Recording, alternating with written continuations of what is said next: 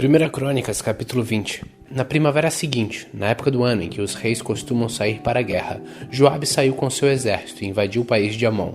Porém o rei Davi ficou em Jerusalém. O exército israelita cercou e atacou e destruiu a cidade de Rabá. Moloque, o ídolo dos amonitas, tinha uma coroa que pesava mais ou menos 34 quilos. A coroa era de ouro, e nela havia uma pedra preciosa, que Davi tirou e colocou na sua própria coroa. Davi levou também de Rabá muitas coisas de valor. Ele fez o povo a sair da cidade, e o obrigou a trabalhar com serras, enxadas e machados. Fez o mesmo em todas as outras cidades de Amon. Então Davi e os seus soldados voltaram para Jerusalém. Algum tempo depois, houve guerra contra os filisteus em Gezer. Isso aconteceu quando Sibecai, da cidade de Uza, matou um gigante chamado Sipai, e os filisteus foram derrotados. Houve outra batalha contra os filisteus, e Eleanã, filho de Jair, matou Lami, irmão de Golias, da cidade de Gate. A lança de Lami era enorme, muito grossa e pesada. E houve ainda outra batalha em Gate. Ali havia um descendente dos antigos gigantes, que tinha 6 dedos em cada mão e em cada pé. Esse gigante desafiou os israelitas, e Jonatas, filho de Simeia, irmão de Davi, o matou. Esses 3, que foram mortos por Davi e os seus soldados, eram descendentes dos gigantes da cidade de Gate. 1 Crônicas, capítulo 21. Satanás quis criar problemas para o povo de Israel e por isso levou Davi a fazer uma contagem do povo. Davi deu a Joabe e aos outros oficiais a seguinte ordem: vão por todas as terras de Israel, desde o norte até o sul, e façam a contagem do povo. Eu quero saber quantos somos. Mas Joabe respondeu: que o Senhor nosso Deus faça o povo de Israel 100 vezes mais numeroso do que é agora. Ó rei, todos eles são seus servidores. Por que é que o Senhor quer fazer isso e tornar culpada toda a nossa nação? Mas o rei fez com que Joabe obedecesse a sua ordem. Então Joabe saiu e viajou por toda a terra de Israel, e depois voltou para Jerusalém. Ele informou ao rei Davi que o total de homens capazes para o serviço militar era o seguinte: 1.100.000 em Israel e 470.000 em Judá. Mas Joabe desaprovou a ordem do rei e por isso não fez a contagem das tribos de Levi e Benjamim.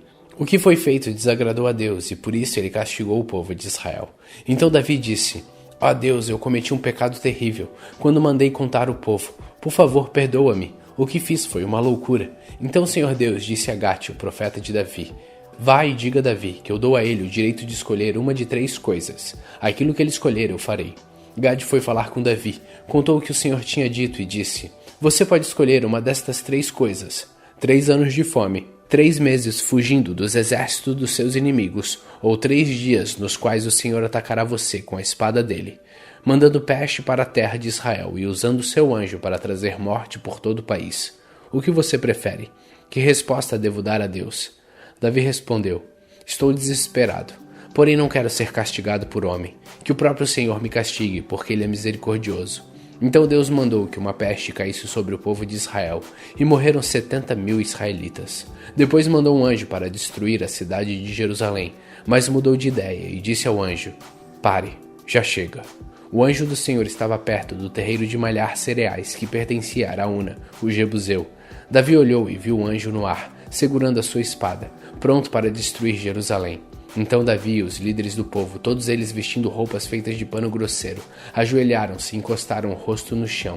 Aí Davi orou assim: ó Deus, fui eu que errei, fui eu quem mandou fazer o recenseamento. O que foi que essa pobre gente fez? Ó Senhor meu Deus, castiga a mim e a minha família e poupa teu povo. Então o anjo do Senhor disse a Gade que mandasse Davi construir um altar para Deus no terreiro de malhar cereais que pertencia a Araúna. Davi obedeceu a ordem do Senhor e foi, como Gade lhe tinha dito. Ali no terreiro, Araúna e os seus 4 filhos estavam malhando trigo. Quando viram um anjo, os filhos fugiram e se esconderam. Ao ver Davi chegando, Araúna saiu do terreiro, ajoelhou-se e encostou o rosto no chão. Então Davi lhe disse: quero que você me venda seu terreiro de malhar cereais, a fim de que eu construa nele um altar para Deus, o Senhor, e assim a peste acabe. Eu pagarei um preço justo por ele. Araúna disse: fique com o terreiro e faça com ele o que quiser. Aqui estão estes bois para serem queimados em sacrifício no altar, as tábuas de debulhar cereais para serem usadas como lenha e também trigo para dar como oferta. Eu lhe dou tudo isso. Mas Davi respondeu: isso não. Eu pagarei o preço justo. Não vou dar como oferta ao Senhor coisas que são de você, coisas que não me custaram nada. E pagou Araúna quase 7 quilos de ouro pelo terreiro. Então construiu ali um altar para Deus e ofereceu sacrifícios que foram completamente queimados e ofertas de paz. Ele orou, e Deus respondeu, mandando fogo do céu para queimar os sacrifícios que estavam no altar. O Senhor Deus mandou que o anjo colocasse sua espada na bainha, e ele obedeceu. Naquele instante, Davi entendeu que Deus havia respondido a sua oração, e por isso ofereceu sacrifícios no altar do terreiro de malhar cereais. Naquele tempo, a tenda da presença de Deus que Moisés havia feito no deserto e o altar onde os sacrifícios eram queimados ainda estavam no lugar de adoração que ficava em Gibeão. Mas Davi não podia ir até lá para adorar a Deus, porque estava com medo da espada do anjo do Senhor.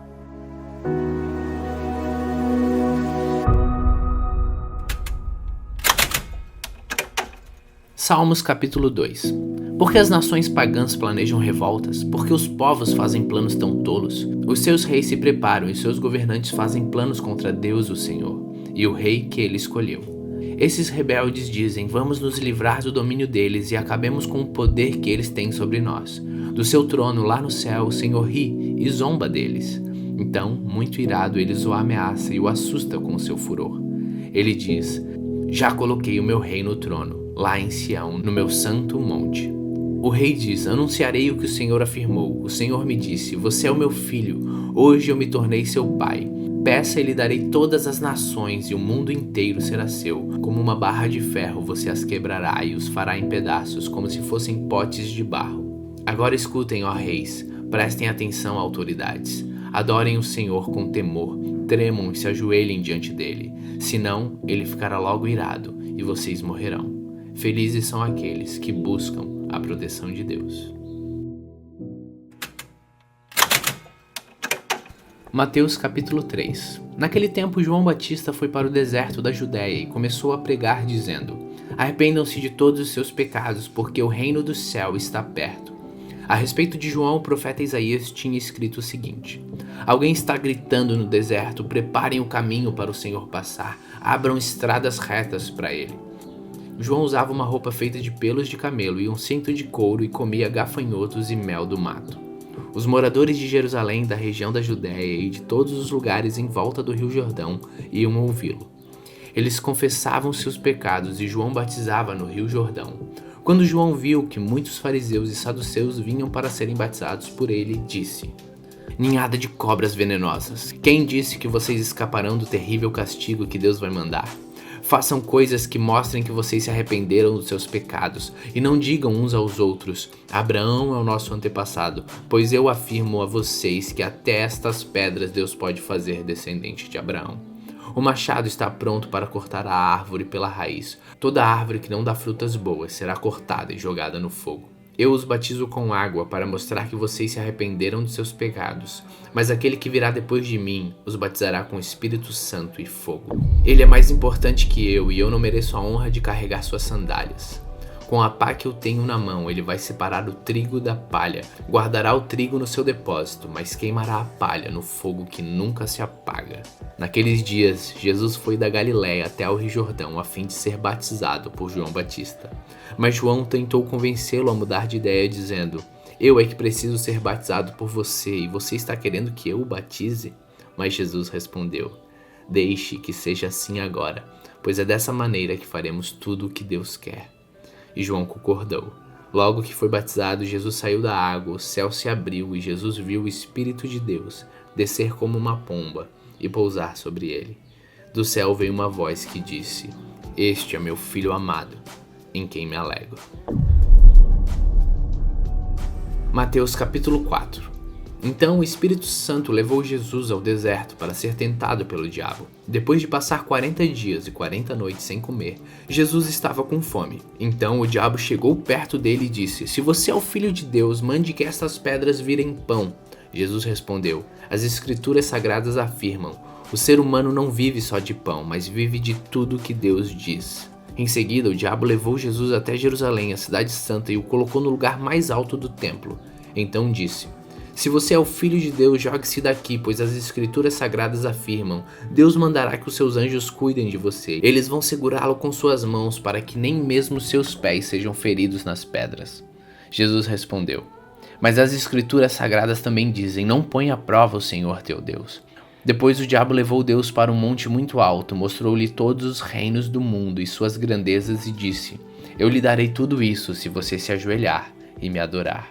Jesus respondeu: vá embora, Satanás. As escrituras sagradas afirmam: adore o Senhor seu Deus e sirva somente a Ele. Então o diabo foi embora, e vieram anjos e cuidaram de Jesus. Quando Jesus soube que João tinha sido preso, foi para a região da Galileia. Não ficou em Nazaré, mas foi morar na cidade de Cafarnaum, na beira do lago da Galileia, nas regiões de Zebulon e Naftali. Isso aconteceu para se cumprir o que o profeta Isaías tinha dito. Da terra de Zebulon, da terra de Naftali, na direção do mar, do outro lado do rio Jordão, Galileia, onde moram os pagãos. O povo que vive na escuridão verá uma forte luz, e a luz brilhará sobre os que vivem na região escura da morte. Daí em diante, Jesus começou a anunciar sua mensagem. Ele dizia: arrependam-se dos seus pecados, porque o reino do céu está perto.